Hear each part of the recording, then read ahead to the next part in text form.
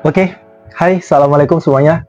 Jadi video kali ini aku ingin membahas dan juga sharing ya bareng kalian cerita soal buku yang aku dapat kemarin saat aku pergi di sebuah perpustakaan. Jadi cerita ini bermula saat aku kemarin beberapa hari yang lalu pergi ke perpustakaan dan aku menemukan satu buku yang cukup menarik.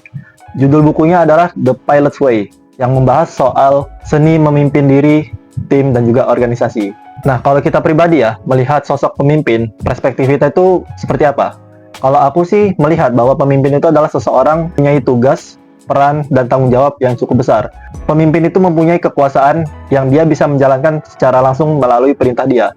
Tapi selain itu juga, pemimpin itu sangat besar tanggung jawabnya, sehingga kita sadar betul kan bahwa semua orang itu tidak bisa menjadi pemimpin seperti pemimpin kepala negara, pemimpin perusahaan, dan itu kan merupakan salah satu pemimpin atau pimpinan yang nggak semua orang bisa mencapai gelar tersebut.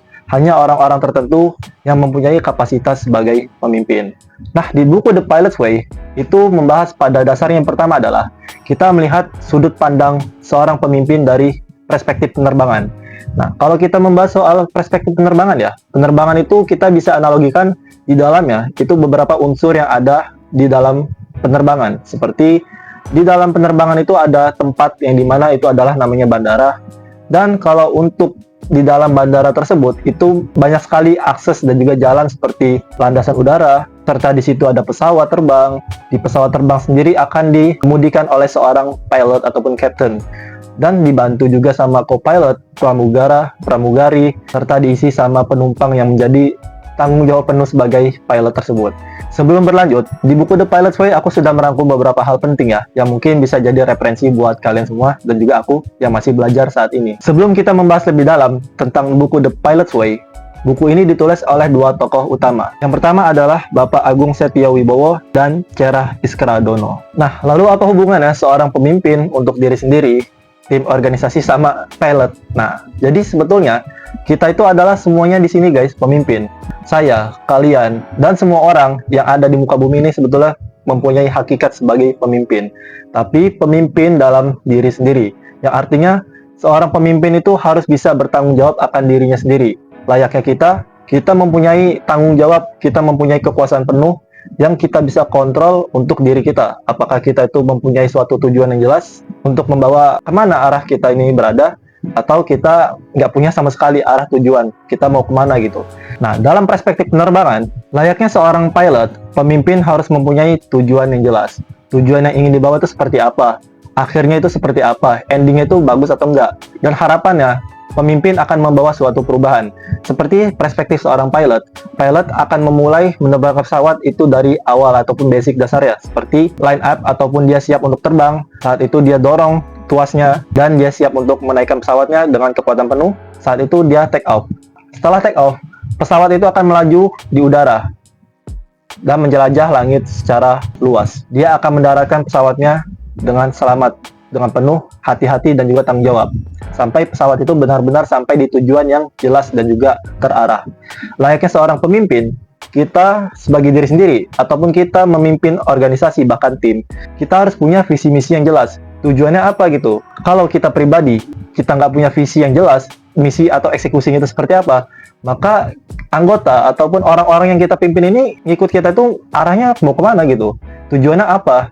Apakah tujuan ini akan membawa perubahan kepada mereka ke hal yang lebih baik ataupun enggak? Layaknya seorang pilot, pilot itu mempunyai tujuan yang jelas kan? Mulai dia sebelum terbang, dia ingin ke rute selanjutnya. Ibaratnya, seorang pilot ingin menerbangkan pesawat dari bandara A ke bandara C. Nah, pilot itu sudah mempunyai tujuan yang jelas dan dia tanggung jawab penuh akan anggota yang ada di dalam pesawat tersebut, seperti pramugara, pramugari, co-pilotnya sendiri, bahkan penumpang yang menjadi prioritas utama. Maka selayaknya seorang pemimpin, pemimpin harus punya visi misi yang jelas, dan itu harus ada di setiap jiwa kepemimpinan, baik itu diri kita sendiri guys. Dan karena tanggung jawab pemimpin itu sangat besar, makanya pemimpin itu nggak semua orang bisa mencapai posisi tersebut. Ada 4 hal atau 4 aspek utama yang harus dimiliki oleh seorang pemimpin.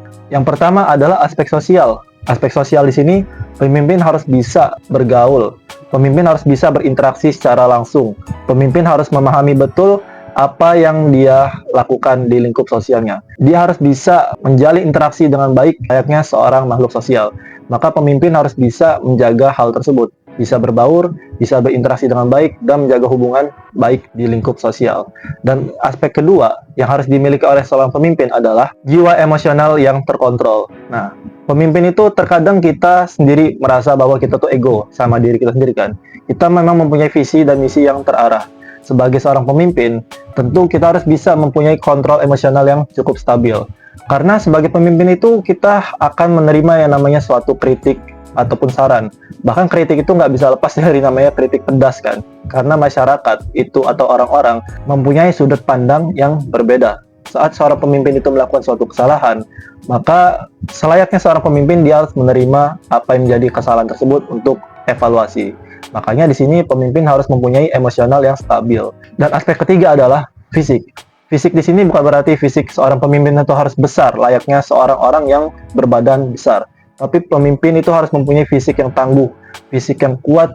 Dia mampu menjalankan fisiknya dengan sebaik-baiknya, menjalankan tugasnya dengan fisik yang prima, maka mendorong aktivitas ataupun kegiatan yang dia pimpin itu menjadi jauh lebih maksimal.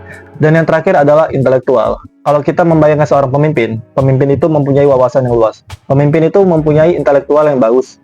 Pemimpin itu harus cerdas kan. Dan sinilah gunanya kita harus namanya belajar untuk meningkatkan apa yang menjadi kekurangan kita sebagai seorang pemimpin. Literasi itu memang harus kita tingkatkan secara berkala dan berproses. Karena secara nggak langsung, kalau kita terus belajar dan memperbaiki apa yang menjadi kekurangan kita, maka daya intelektual kita akan semakin meningkat secara waktu bertahap demi bertahap. Dan pesan yang ingin aku sampaikan dalam video ini adalah pilot itu mempunyai kendali penuh atas pesawat yang dia terbangkan, bersama anggota co-pilot, pramugara dan pramugari, serta penumpang yang menjadi tanggung jawab dan prioritas utama sebagai seorang kapten. Layaknya seorang pemimpin, kita itu memimpin, kita harus bisa membawa perubahan dalam diri kita. Kita harus bisa membuat perubahan untuk orang lain yang bermanfaat. Makanya pemimpin itu harus mempunyai 4 aspek yang sudah aku sebutkan. Pemimpin harus punya visi misi yang jelas agar perubahan itu bisa diciptakan dengan hasil terbaik dalam sebuah kepemimpinan. Nah, jadi buku ini cukup menarik ya. Secara simpel mengajarkan bahwa dalam perspektif penerbangan, ternyata pilot itu mempunyai peran yang sangat penting. Layaknya seorang pemimpin, pemimpin adalah ujung tombak dari sebuah tim dan juga organisasi, bahkan diri kita sendiri. Ya, mungkin sekian ya video dari aku. Semoga video simpel ini bisa bermanfaat juga buat kalian. Gimana pendapat kalian soal buku The Pilot's Way yang membahas soal seni memimpin diri sendiri, tim dan juga organisasi? Coba sharing di kolom komentar pendapat kalian. Dan sampai jumpa di video selanjutnya. Thank you for watching and see you in the next video.